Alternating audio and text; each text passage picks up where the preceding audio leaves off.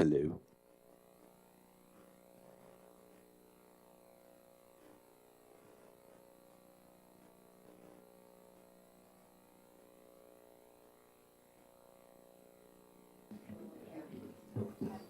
When it's on, that means you're live, and then turn it off when you're done.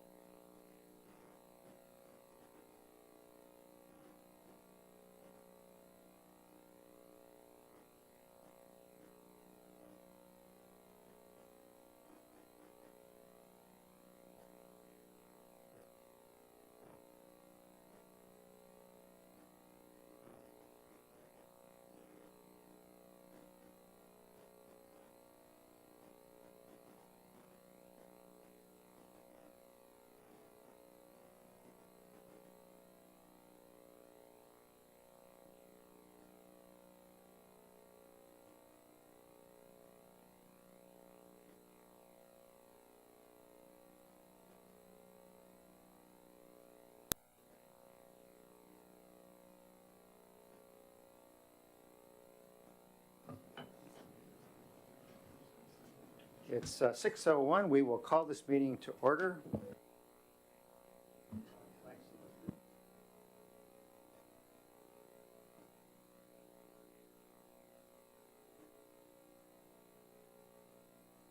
States of America, and to the republic for which it stands, one nation, under God, indivisible, with liberty and justice for all. Let's begin with the oath of office for our newest commissioner. It is Amy Dantzler.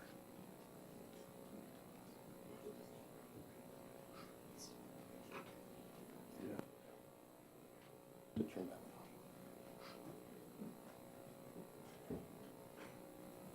There you go.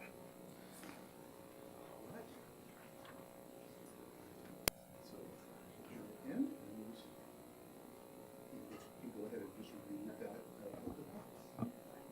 I, Amy Dantzler, having been duly appointed to the office of City of Newcastle Planning Commissioner, position number 3, do solemnly swear that I will faithfully and impartially discharge the duties of this office as prescribed by law and to the best of my ability, that I will support and maintain the constitutions of the State of Washington and of the United States of America, and uphold the Newcastle Municipal Code and all other legal enactments of the City of Newcastle. Thank you very much, and congratulations, Commissioner.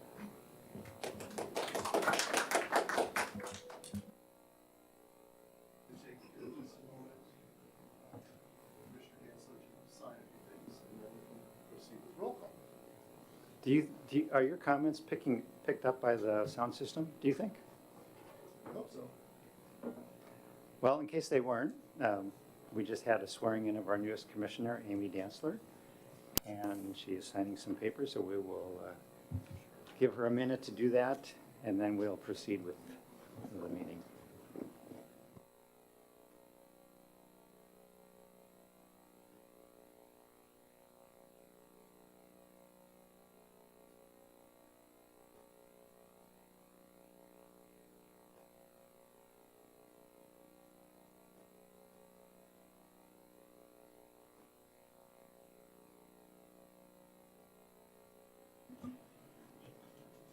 Ms. Robertson, would you call the roll, please?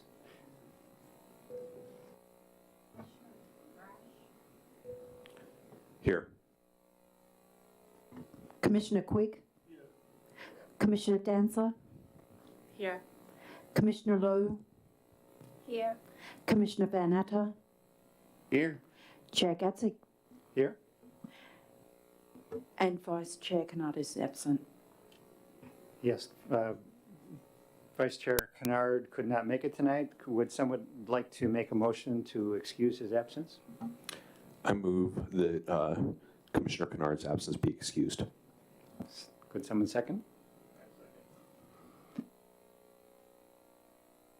Anybody opposed? Okay. Vice Chair Kennard is excused. Next item is the agenda, which you have in front of you. Does anyone have any changes that they wish to make to the agenda?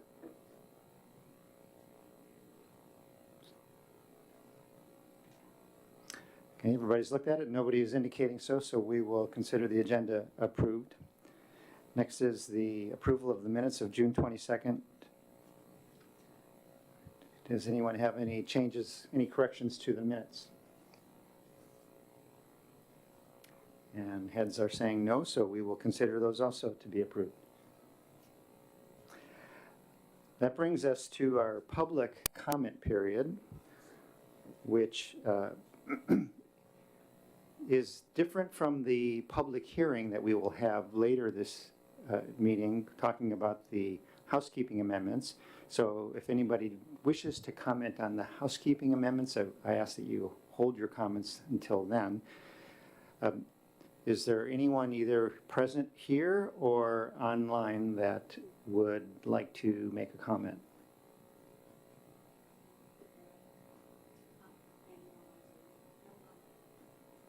Okay, no one's online. So we will close the public comment period. Nobody in the room has stepped to the podium.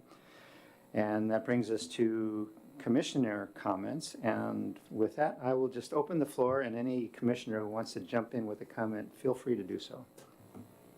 I'd like to say that I'm thrilled at the attendance at the concerts in the park at the beautiful Lake Bourne, and looking forward to Newcastle Days coming up with all the community coming back together. So that's my one comment. Other commissioners?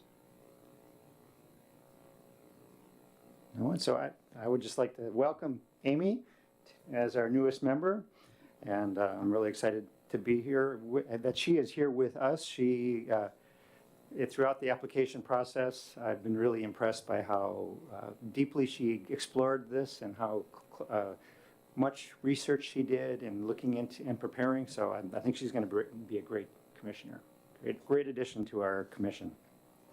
Welcome, Amy.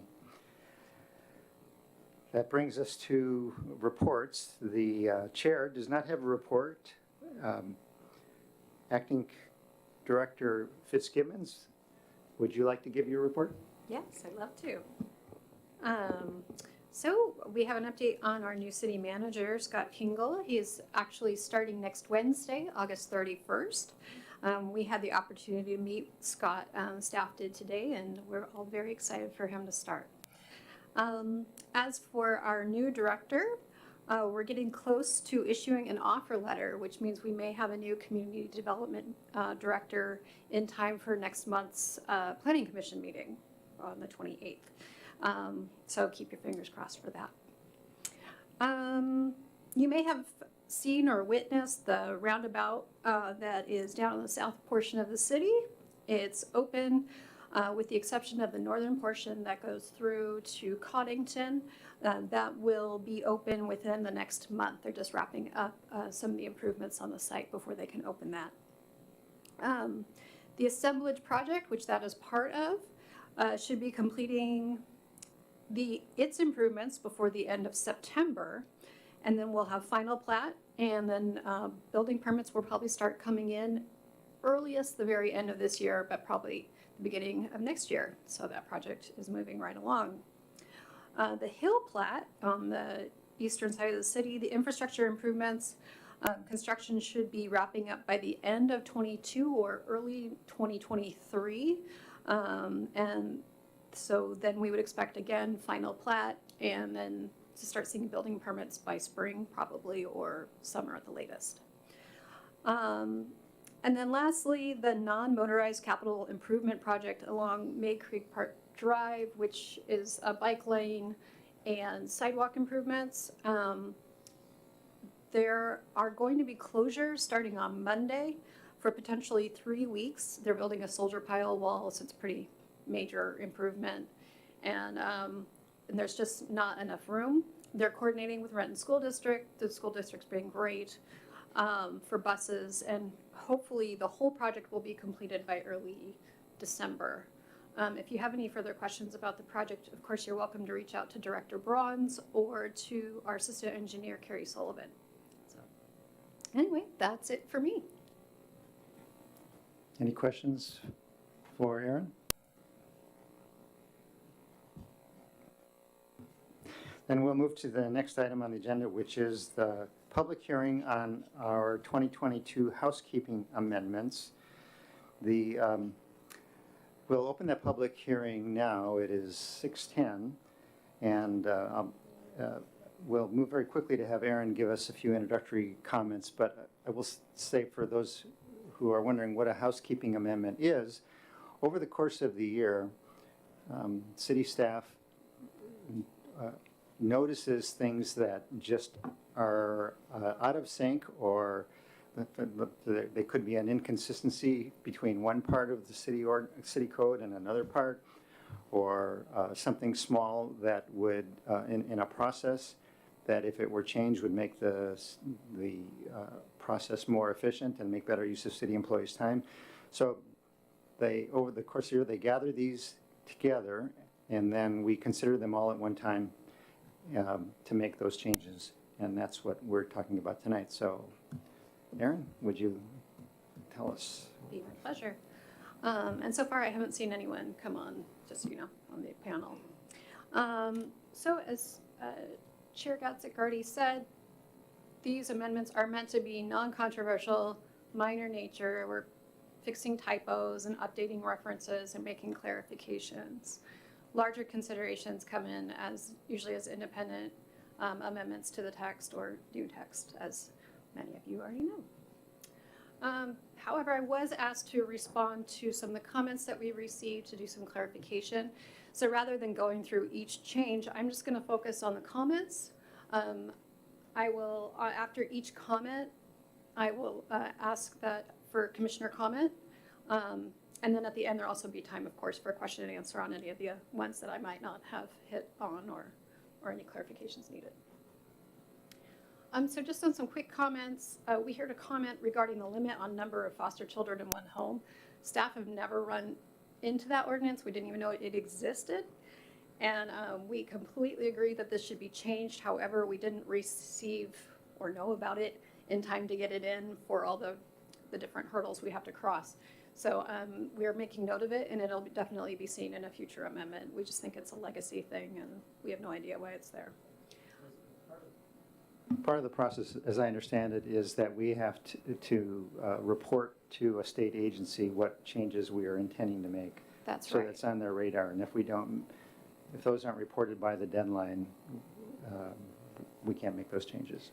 That's correct, yes. So the whole process goes through a SEPA, an environmental analysis, and then as well as having to go to the Department of Commerce 60 days in advance of the adoption of the code. So there's also If I can, Oh, just yeah, quickly on that, I know that there is a WAC that is applicable here as well. I assume that the thought would be to track to the WAC, so there's consistency there. Yes. Great. Exactly. The R12 zone land in the city, we, as some of you may know, we have our comprehensive plan update coming fast and furiously. And so we'll definitely be looking at different portions of the city, what they're zoned, what they're being used for. And definitely we can take this comment into consideration as we start that process. There was another comment about expiration dates and needing an expiration date. We have that in our code. It's under NMC 1907-090. I don't think they're actually called out as expiration dates. It's like time limitation or some other technical way of saying expiration date. So anyway, I'm going to move first, or were there any questions or comments on those three items before I get going? Okay. I'm going to start with the open space one. There were a lot of comments on this, and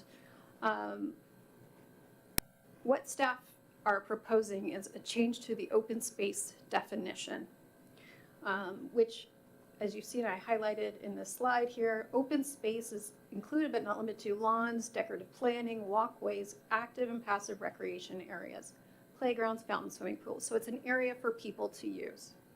Whereas a critical area is subject to natural hazards, which are subject to natural hazards or land features which support unique, fragile, or valuable natural resources, including fish, wildlife, and other organisms. So our critical areas in practice are actually set aside in separate tracts during platting and site plan review processes. So already they're not included by definition in the part of a project that can be used for a playground or for housing or whatever else you might see. In application, so when we get like a PUD application in, it states that a PUD shall provide not less than 35% of the total gross site area for common open space. And that common open space shall be open space available for common use by residents, tenants, and the general public. So we had a couple of PUD applications come in, and we were looking at the requirement for open space, and open space didn't define whether or not a critical area could be used in this case and other similar cases. Looking at what the definition of a critical area is, looking at the critical areas type or chapter in the code, and the fact that they have to be set aside on tracks, it didn't seem to staff that open space really was meant to be included, or meant to include critical areas. That is not to say that limited open space, which is a zoning designation, which is different than the definition, could include different types of open space or critical areas, which in fact the description of limited open space zone, which is very lengthy in here, talks about. The land use designation does not replace or supersede the city's environmentally critical areas section in the code, but is meant to instead designate areas of the city where the scale of critical lands is a substantial part of each property. That doesn't change here. And the definition of open space has no bearing on this limited open space zone, which you can see here are these green areas. So that was how staff looked at it. Hopefully that was clear. And please let me know if you have any questions or clarifying comments. I have a question about the comment we got on this change. The comment that I'm going to quote says, it's going to result in a, quote, huge net loss of open space within the city. Aaron, do you agree that it's going to result in a huge net loss to open space in the city? Or could, I should say? No, because we're not changing the zoning designation. We're just changing what on a project could be defined as open space. Why would they misunderstand that? Because I read the comment twice and still, because of all the careful definitions, I wasn't sure which side to fall on. So why do you think they're confused? With somebody who knows more about me than I could, this issue than I ever could understand, right? Right. No, and I agree. And I understand that the concern could either, and if anybody else wants to chime in, but I think it can either come from one of two things. One is it's getting confused with the zoning designation of limited open space, and that's probably where I really think it comes from. The other one could be that the concern that in the future, if we're not designating portions of land of open space, that they won't get set aside. But of course, if critical areas are meant to get set aside in a tract, then those areas are getting set aside. So.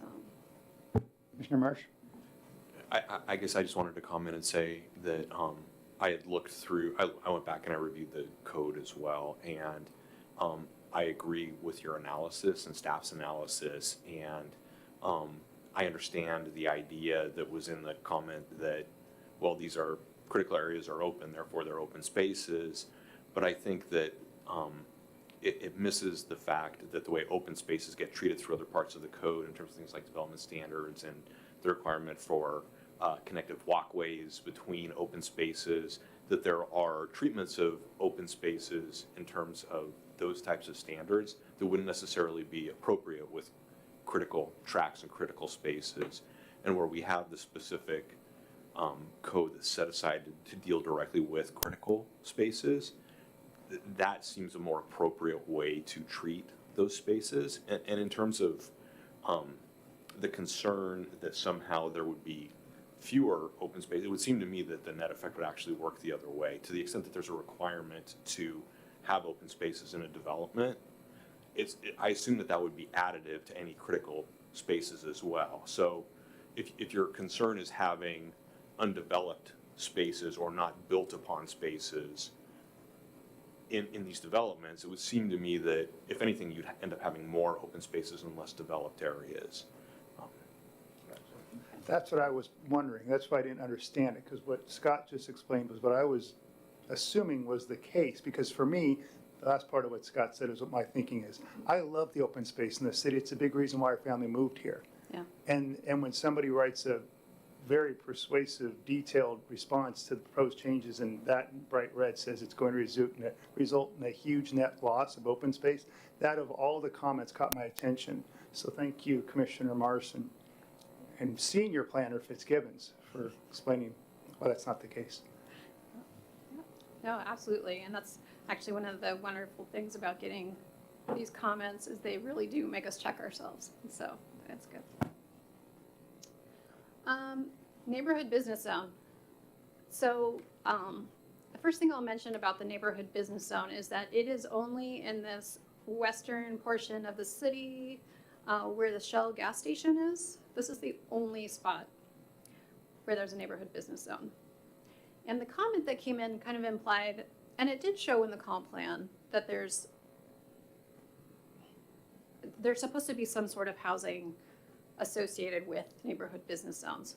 However, what staff are doing so if you look at, our mixed use zone, which is closer to the downtown core area, those allow multifamily homes. You can see it, mixed use here is in the green. These are our tables. This is residential land uses.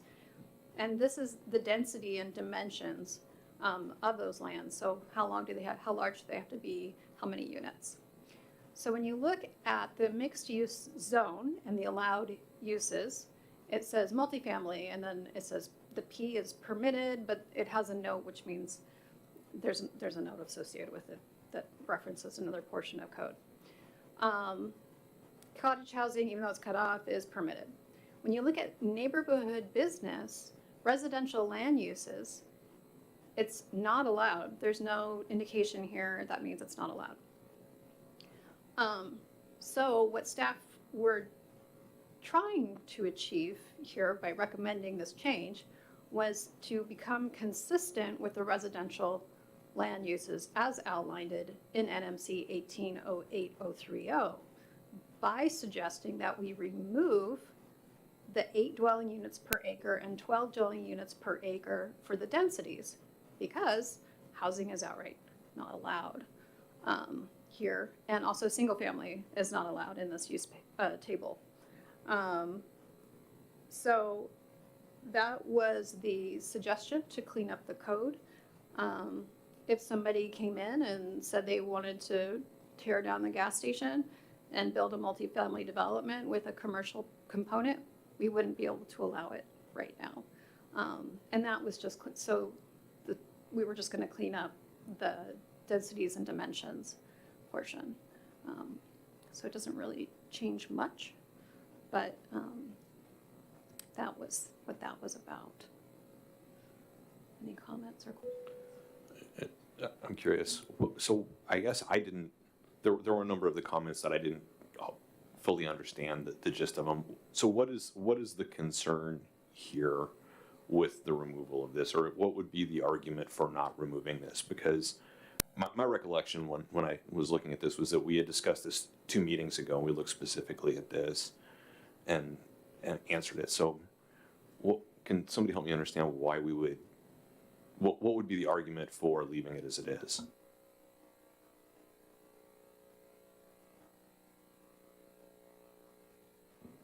Sorry, my mic turned off.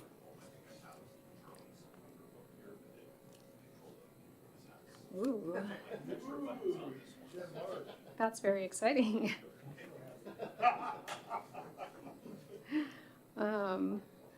Let's see here, neighborhood business zone. It says eliminating the residential density of 8 units per acre is an error because it's not just a neighborhood business zone. The city intends to allow residential uses in neighborhood business zone. This will most likely result in designs that fit with neighborhood character and allow business owners to live and work in the same place. It's an error to remove the residential component from the chart. And what the comp plan, or no, I'm sorry, this is the zoning code says, is that there was 1804090A subsection 2, allowing for a mix of housing and retail service uses. However, the use chart does not match that. And so whether or not we take away this 8, I suppose if we left it, if somebody came in and tried to develop a senior citizen assisted housing on the site, which is conditionally allowable, but we still don't have standards for the site, then it would require 8 dwelling units per acre as the base density.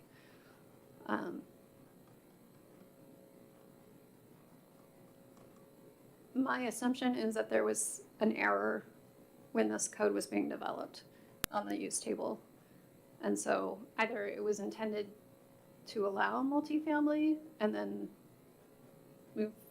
somehow reference other parts of the code, or it was meant not to allow multifamily and just be business because it's this one tiny section in town. So, yeah, I mean, in the end, there's not a lot of difference because I don't believe before a comp plan anyone's going to come in and try to rezone this site or redevelop it.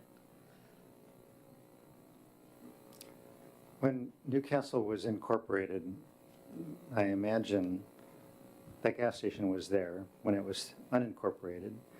And after the city incorporated, we had this business right in the middle of a residential area, and that was not zoned for that business. And that this could have been developed at that point to accommodate the existing business so that, and make it consistent with the code. If that were the case, do you think the framers would have wanted to allow a business with residential component, or just accommodate the fact that there was a business there? I guess we don't know that answer, but from a planner's perspective, what do you think would happen now? Yeah, I mean, it's an interesting question because across the street is where the jewelers are, right? And that's actually now zoned residential. So, and we've even had people come in and ask if they could reuse that site. I guess it was for sale not too long ago. So what's interesting is that this particular site was not rezoned. So I'm guessing it was zoned to accommodate the use. Or it's legacy zoning from Renton, because this used to be Renton. And in the future, it's all going to depend on what the vision for this part of town is. Do we want to have a small commercial corridor on the west side of town? Maybe. It might be nice. But that's a big comp plan exercise right there. So, I don't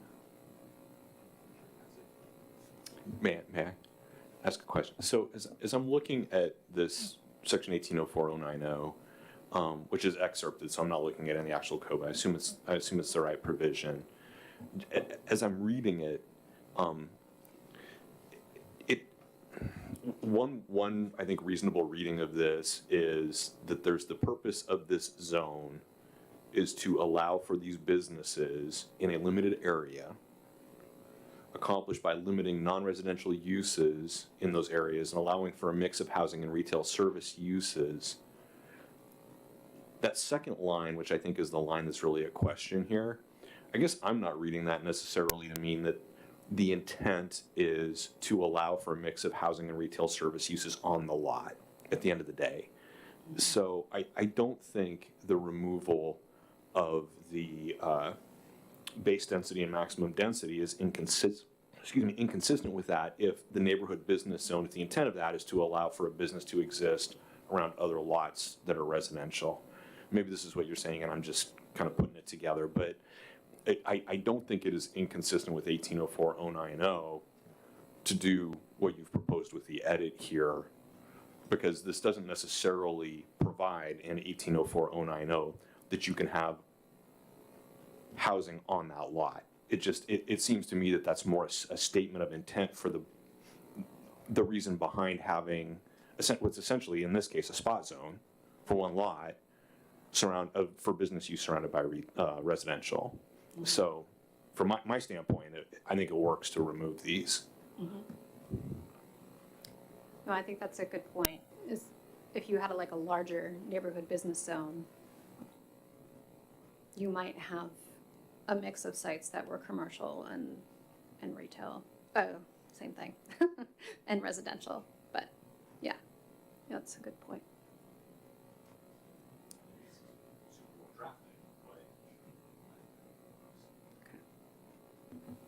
Okay, so I sense that the commissioners are okay with the way it's proposed right now. Okay. ADU permits.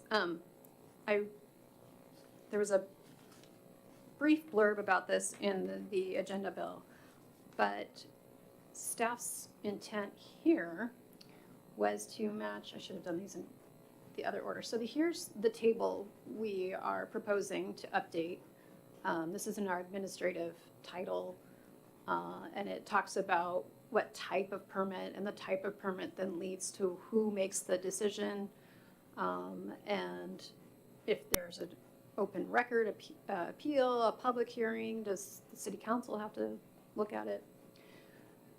So staff are proposing to add ADU permit to this list because in 1831-040, which is the dedicated chapter, well, there's 1831 is a dedicated chapter to ADUs, it states that the property owner shall apply to the Department of Community Development for an accessory dwelling unit permit. So it's already been created in the code. We're just trying to make the administrative table consistent with the zoning code.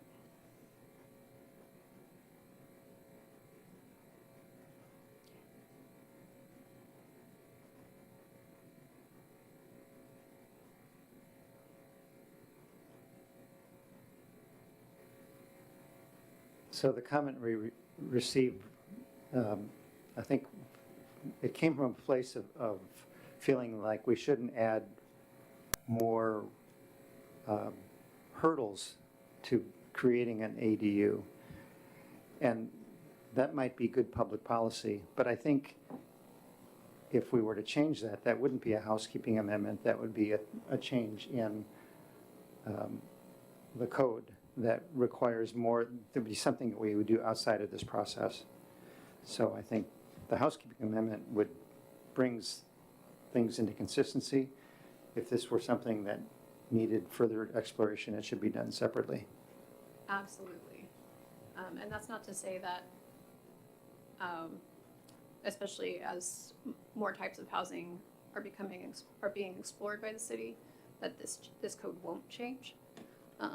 But that's correct. In order to keep it a housekeeping amendment, it's really just so that we don't get called out on that use table, like, hey, you don't have a permit here.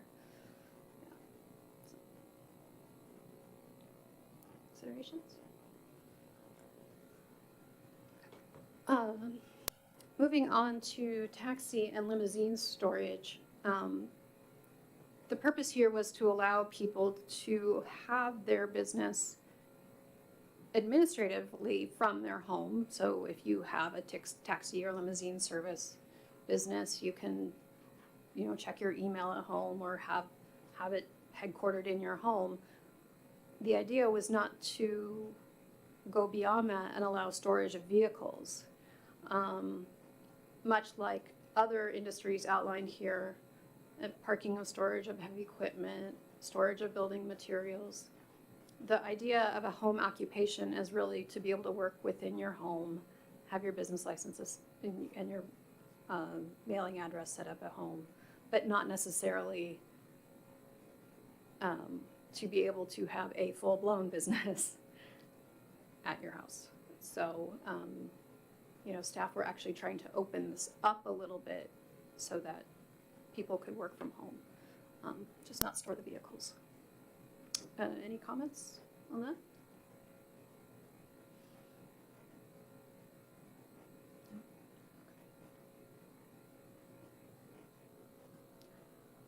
Walls on lots.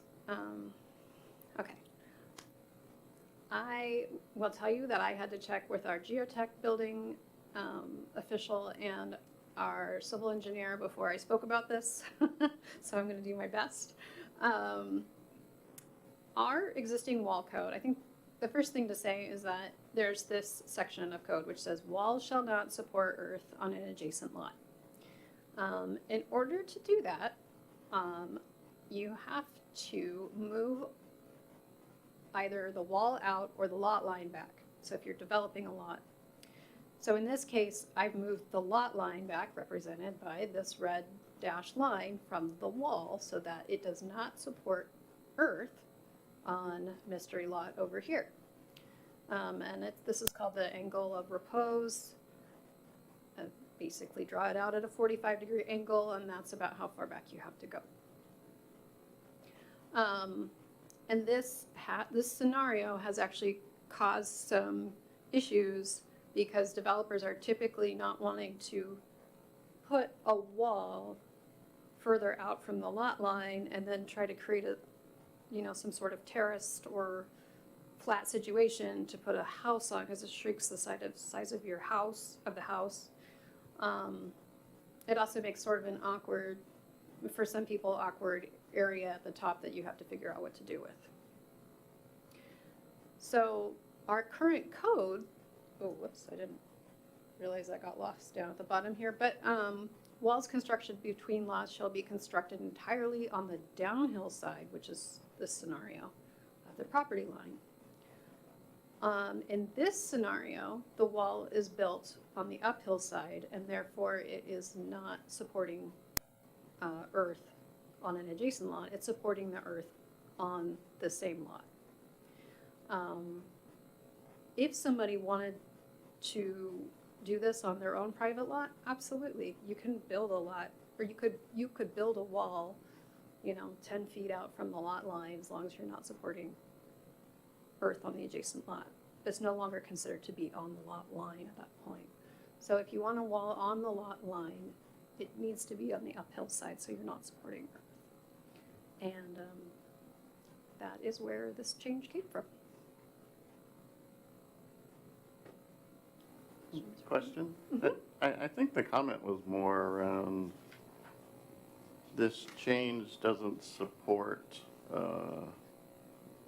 existingly, things that are already built. Mm-hmm. I assume things that are built that don't match this would be grandfathered, Right. right? Yeah, like any other improvement, it gets grandfathered in, and until they have to, completely rebuild a wall, that's when we would look at it. Yeah, But they still wouldn't be able to support earth on an adjacent lot, so. yeah, okay. Realistically, this would only affect a new development that was seeking a permit from the city, because an existing homeowner, whatever they do, is usually escapes any notice by the city, right? There's just no way for the city to be aware of it and to enforce the code. Sure. Okay. So that's concludes staff's presentation. If there are any questions or further comments, please let me know. My one comment is this. I watch these things on TV, CNN, I see senators and people whispering to each other. I always wonder what they say. I want you to know what I whispered to Scott. Oh. Which was, I've seen thousands of PowerPoint presentations, and rarely are they as helpful. I mean, even in this planning commission, I remember Steve's, they were just kind of like, they weren't, here's that visual aids. It's very, very helpful. Thank you for coming so dang prepared, Aaron, and showing, laying it out like the charts, like this is the change. Thank you. You're welcome, and thank you for that. I appreciate it. I got a question. Do the people that submitted the comments via email get answer back from somebody? Yeah, I was hoping they would. I just don't want their comments to go, into the void. Yeah, absolutely. Okay.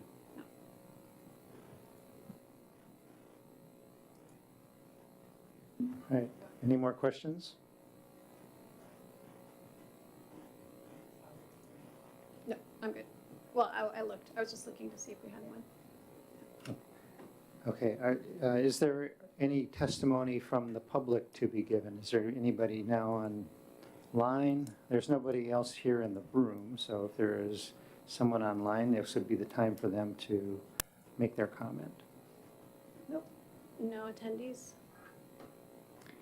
Is there any more discussion among the commissioners? Seeing heads nod no. We will close the public hearing. It is 6:40, and we will entertain the motion. Would anyone like to make a motion?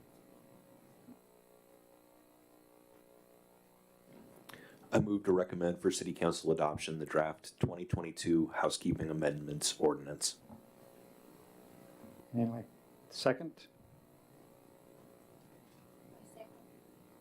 Okay, the motion has been made and seconded. All in favor, say aye. Aye. Aye. Opposed? Motion passes unanimously.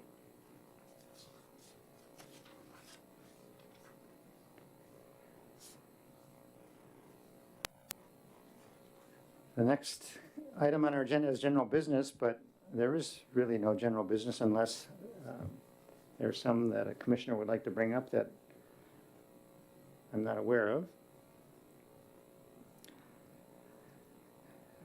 That brings us to the additional public comment period, and since we have no one online and no one in the audience, we will dispense with that. Next is the planning calendar, and our next meeting in September, I believe, is the 28th, but is it? September 28th here at 6 o'clock. Okay, question? Yeah. Do we know the agenda for that? Like, I know at the beginning of the year, we planned out the whole sort of calendar, but then with Director Osgothorpe leaving things, I'm just not sure what's upcoming. Do we know? The chair has no agenda for it. I will tell you that much. Without a planning director, we've lost some speed. Yep. Yeah. Yeah, it may be that our new director may want to have a work session or, kind of revisit the work plan. With any luck, I'll be able to talk to him before he even starts. And so I can kind of start getting a feeling, and then I can reach out to Chair Gatzik and kind of hopefully have something for next month. Loosely related to the planning calendar is a response to comments we got, suggestions for changes to the comprehensive plan, which we received some months ago. And, excuse me.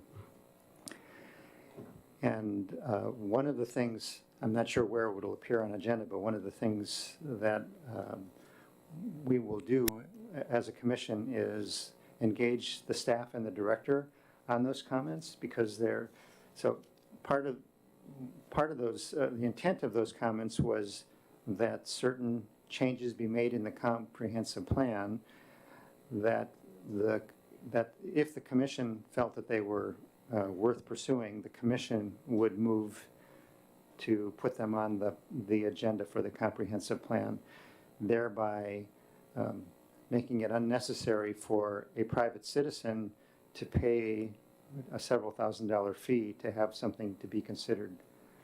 And so for the commission to take such an action, we need to be informed about that issue. And so we want to have some conversations with the director and staff so that we can then make an informed decision about that. So that'll be something, perhaps not in September, but we need to make those, if we make any recommendations, I believe they need to be done by February.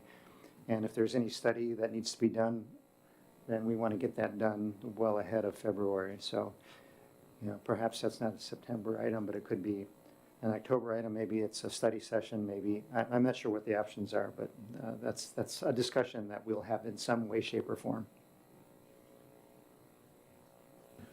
I would just say to, I think, underscore the urgency there. I was in a meeting this morning with a number of real estate people from around the area and hearing updates that other cities in the area are definitely involved in this review process as part of this calendar. And it got me wondering where we were and if we were falling behind because of things. So, even if it means some sort of a work session outside of our normal cadence, which obviously that would need to be, noticed separately and all of that. But, if we needed to do something this fall, if we're off track there, I for one, would be fully in support of that.